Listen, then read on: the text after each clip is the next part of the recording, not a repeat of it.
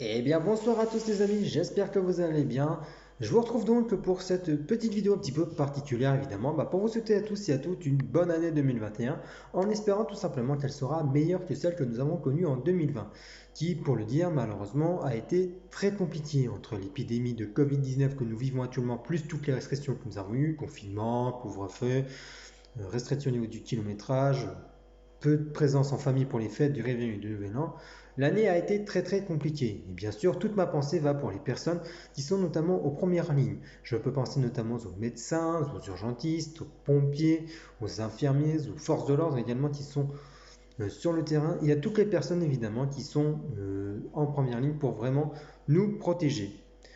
Donc j'espère réellement de tout cœur que cette nouvelle année, cette année 2021, sera pleine de joie pour nous tous et pour nous toutes.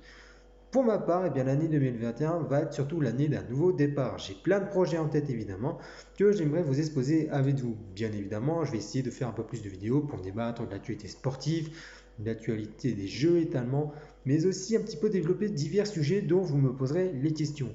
Je peux débattre de l'histoire, de la politique, de l'actualité, santé, bref, il y a vraiment, je pense, beaucoup de choses à aborder dans cette nouvelle année qui est une année de départ pour beaucoup de monde.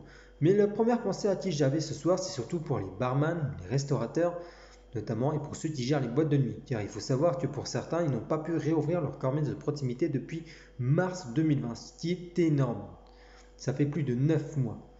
Et il faut savoir que si certains ont pu réouvrir un petit peu, que ce soit les barman ou les restaurateurs, ils ont dû malheureusement refermer rapidement en raison de la reprise forte de l'épidémie. Depuis novembre, les restaurants, les bars, les salles de théâtre, les cinémas, je n'oublie pas évidemment, et bien d'autres domaines n'ont pas pu reprendre depuis. Ils sont à l'arrêt complet et normalement ils sont censés reprendre le 20 janvier.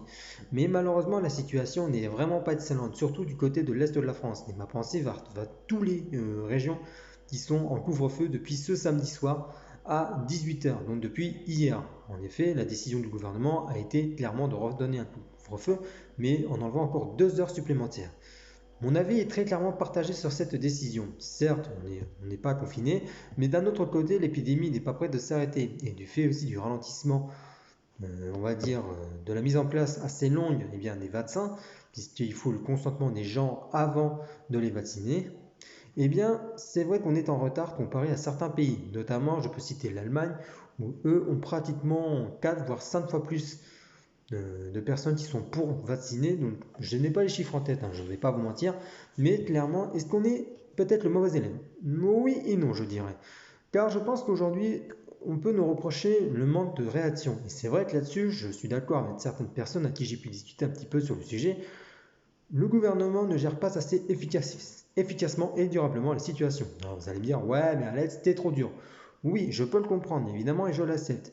Mais aujourd'hui, si on avait pris des mesures radicales dès le départ, quand on voit certains pays, notamment en Asie, où la situation a l'air d'être un petit peu mieux pour eux, ils parviennent à mieux gérer les choses et on a pu voir des images, j'ai pu regarder des images du Nouvel An où les gens étaient proches. Donc, c'est vrai que c'est à se demander si il ne faudrait pas revoir certaines choses, notamment du côté médical. Car si on m'aurait dit il y a encore quelques années que ça se cassait la gueule, malheureusement, je n'aurais pas cru les personnes. Mais aujourd'hui, on voit très clairement que la France a du retard, notamment dans le domaine médical. Et je pense que pour moi, il faudrait une grosse réorganisation complète de la médecine en France. Et je pense aussi dans d'autres pays en Europe. Je pense qu'il faut revoir complètement notre façon de soigner les gens. Je ne dis pas qu'il faut réouvrir des hôpitaux. Je suis même pour qu'on rouvre des hôpitaux, même des lits, de recruter des médecins, des urgentistes, des infirmiers, bref, des docteurs. Je suis vraiment pour. Mais pour moi, aujourd'hui, il y a vraiment trop de contraintes dans le domaine médical. Et cela, et malheureusement, on l'a vu entre le premier confinement, donc le mois de mars jusqu'à mi-mai, et là, depuis le mois de octobre l'année dernière, jusqu'à aujourd'hui, en ce janvier 2021, malheureusement, certains ont lâché prise et ont décidé de tout simplement se reconvertir. Et malheureusement, ça risque de continuer.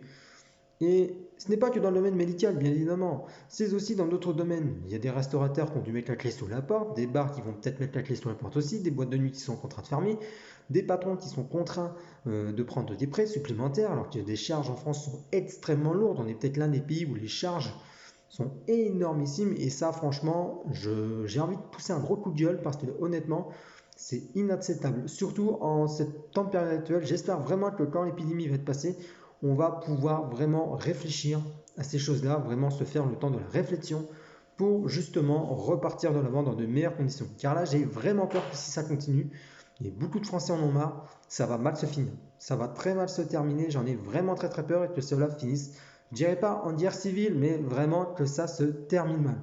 Et vraiment, je croise les doigts de tout cœur pour pas que ça arrive et je croise les doigts pour vraiment qu'on se sorte de cette merde. Donc c'est pour ça qu'il faut vraiment respecter les gestes barrières et surtout penser à ceux qui sont en première ligne, qui pour certains n'ont même pas pu passer leur fête de Noël ou de réveillon en famille, Noël, jour de l'an. Moi, je pense surtout à eux. Voilà, donc vraiment, si vous pouvez respecter ces gestes barrières-là, respectez-les, pensez à eux et puis pensez aussi aux familles qui ont perdu des proches, malheureusement, à cause de la maladie. Et c'est vrai que c'est très compliqué pour eux, hein, bien évidemment.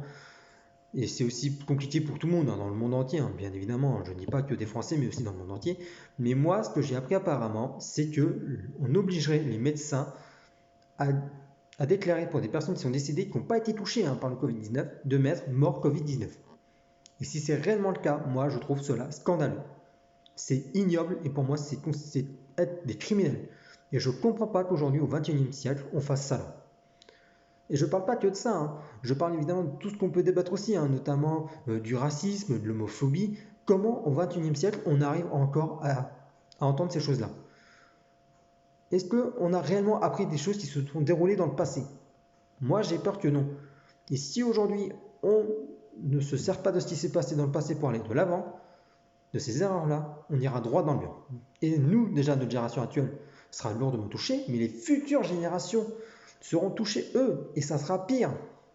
Donc j'espère vraiment de tout cœur qu'on arrivera tous à repartir de l'avant. Et ça, dans l'actualité, c'est vrai que vivons actuellement, c'est très compliqué. Alors bien évidemment, il y a eu des belles choses, hein, qu'on a vues, hein, des rares belles choses, mais qu'on a pu voir, notamment, je pense, dans le monde du sport. Pour ceux qui suivent la F1, on a pu voir la superbe saison de Pierre Gasly. On a vu également la grosse frayeur de Romain Grosjean lors du second Grand Prix de Bahreïn, à Sakhir, sur la partie ovale, lorsqu'il explose ça plus de 300 km/h coupé en deux. Et ça, c'est vraiment un gros miracle. D'ailleurs, je pense à lui et à sa famille, hein, qui ont dû vivre un moment difficile, même si ça a l'air d'aller mieux pour Romain. Je pense également à plein de choses, hein, notamment pour ceux qui suivent l'actualité football. Je pense aux clubs qui vivent des situations difficiles. D'ailleurs, on va également parler, justement, on parle foot, on va également parler du fiasco Mediapro, le Sino groupe espagnol là, qui a complètement merdé en Ligue 1 et en Ligue 2. Alors, il faut savoir que c'est un groupe espagnol. Alors, en Espagne, ça a l'air de marcher, mais alors, en France, ça s'est cassé la gueule, mais sans nom. Le nombre d'abonnés, il a été largement en dessous de ce qu'ils avaient prévu. Bon, après, tu me diras aussi, hein, avec les prix qu'ils avaient fixés, déjà, j'étais pas très confiant à ce que ça remplisse leur contrat. Là, avec le Covid-19, allez, hop, merci d'être passé, c'était un plaisir. Donc, Mediapro a finalement trouvé un accord avec la Ligue de foot professionnelle validé par les instances françaises. Donc, normalement, d'ici fin janvier, normalement, on n'en entend plus parler. Beansport et Canal+ se positionnent pour repartir, notamment dans les droits. J'ai entendu dire également que la Ligue des Champions allait être remplacée pour 2024 par une Super Coupe d'Europe ou je ne sais trop quoi, une Super Ligue Europe avec 15 équipes fixes plus 5 équipes en ovale qui peuvent évoluer. Moi, honnêtement, je vais donner mon avis. Voilà, après, c'est votre avis à vous, je le respecte. Mais pour moi, c'est de la grosse connerie. Parce que clairement, on condamne les petits championnats au profit des gros. Et ça, c'est ignoble et monstrueux, pour moi, à mon sens.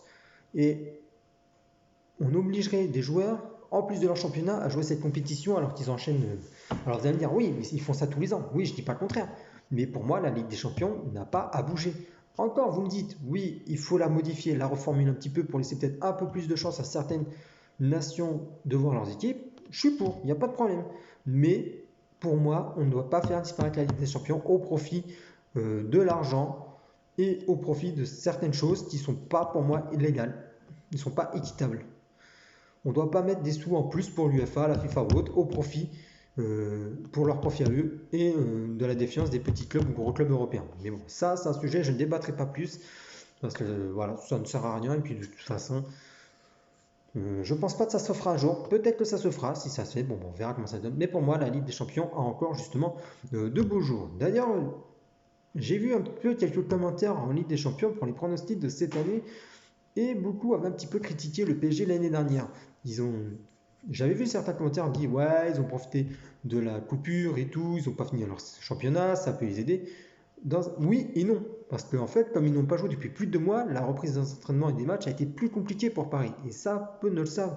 Et personne ne sait, que ce soit Paris, Bayern ou autres équipes, ils ont été mis sous pression pendant la compétition du fait de toutes les normes à respecter. Je peux vous garantir que les joueurs, apparemment, certains sont repartis complètement émoussés de ce Final 8.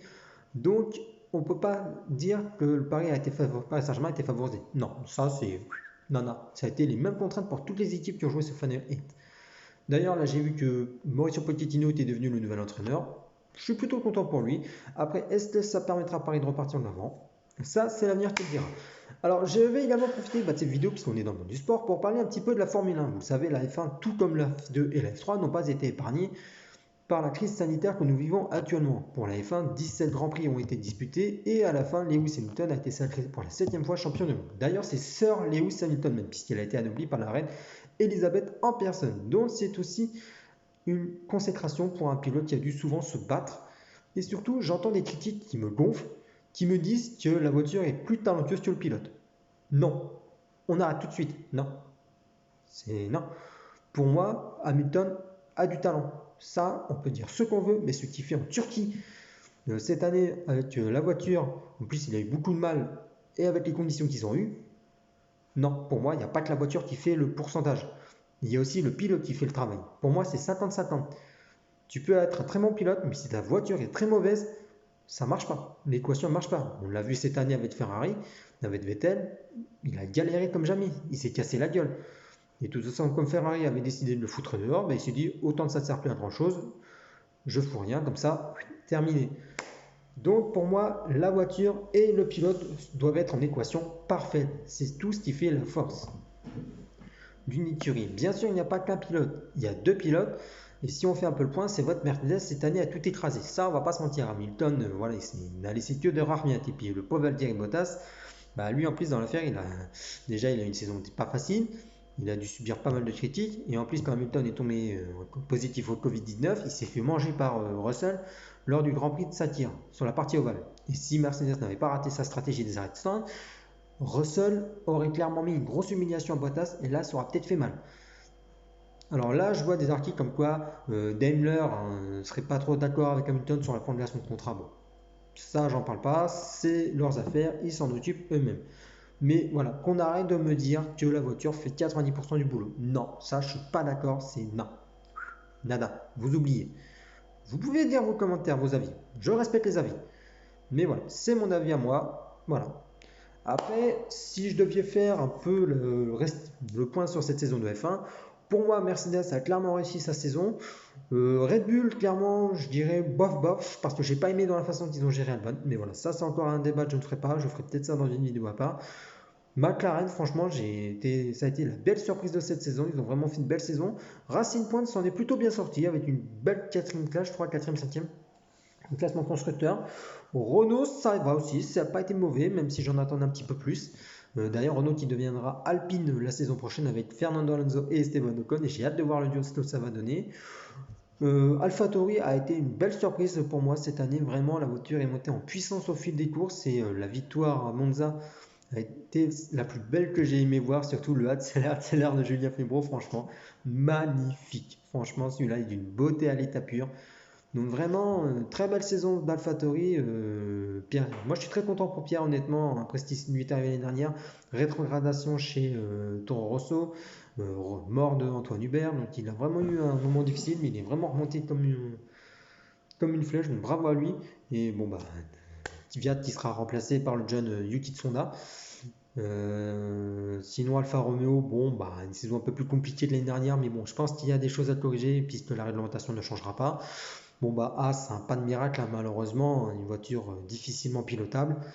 2 pilotes qui ont dû faire avec les moyens du bord, surtout que Magnussen et Grosjean ne sont plus de la partie l'année prochaine, hein, puisque ils ont été jetés par un nouveau duo de pilotes, Mazepin, qui a fait d'ailleurs un énorme scandale il n'y a pas quelques temps avec sa vidéo, et Mick Schumacher, le fils du septuple champion, que j'ai hâte de voir à l'œuvre d'ailleurs justement, et Williams qui avait encore une voiture difficile mais qui a montré d'énormes progrès cette année, et j'ai hâte de voir 2021 ce que ça va donner.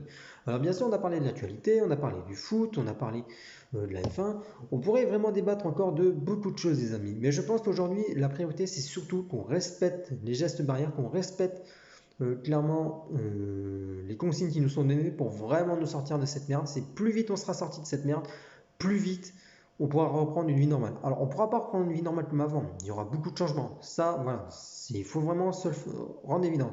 Mais si vraiment on fait les choses bien, on peut vraiment donner quelque chose de plus positif et meilleur pour l'avenir. Bon, en tout cas les amis, moi j'espère que la vidéo vous a plu. Ça a été un vrai plaisir de la faire en votre compagnie.